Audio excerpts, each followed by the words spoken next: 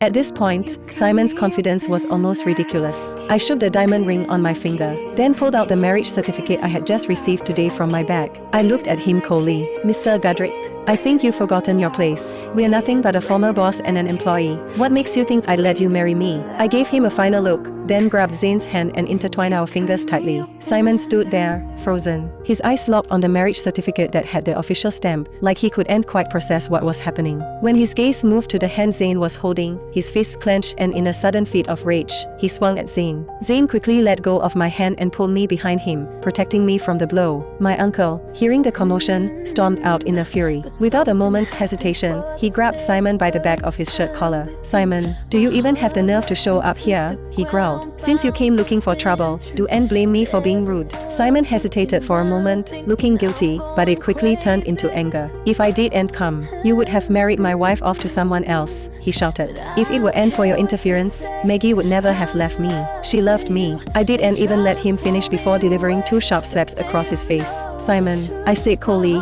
remember your place. You were only ever my boss. That's what you said yourself. It was in that instant that Simon finally realized that his careless words had driven me directly into another man's arms. Maggie, he pleaded, desperation in his voice. Back then, I thought you had amnesia and didn't know how to explain everything. You couldn't have taken me seriously when I said those things. Didn't you once say that you would never marry anyone but me? I don't mind that you've already married this man. But if you want me, you'll divorce him tomorrow and come back with me. I'll marry you immediately. Just a few minutes ago, he was saying that the timing wasn't right.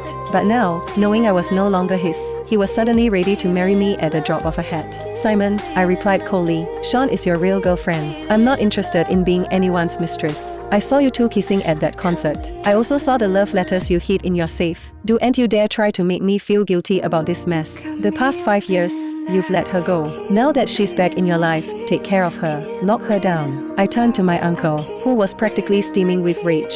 He shot a glance at Zane, signaling him to take me inside. Before I could even close the door behind us, I heard the sound of fists hitting flesh. My uncle was still furious. Bastard, you played with her heart for 5 years. You deserve to rot. I was afraid my uncle might act impulsively and cause trouble, so I asked Zane to keep an eye on him. He gently wrapped his arms around me, soothing me. Maggie, he whispered, your uncle knows what he's doing. If I step outside, it'll really get out of hand. I could feel his body tremble with anger. He wanted nothing more than to storm outside and hurt Simon. Zane, I'm sorry. I didn't handle my past relationship well. If you mind, I started, feeling a pang of guilt. But before I could finish, he pressed his forehead against mine. Maggie, you're my wife now. No one can take you away from me. With my eyes brimming with tears, I tilted my head and kissed him softly on the cheek. Outside, Simon was still being pummeled by my uncle. Through the window, he saw us, locked in a tender kiss, and his heart seemed to stop. He didn't understand why I had suddenly fallen for someone else. But he knew one thing, once I made up my mind, there was no turning back.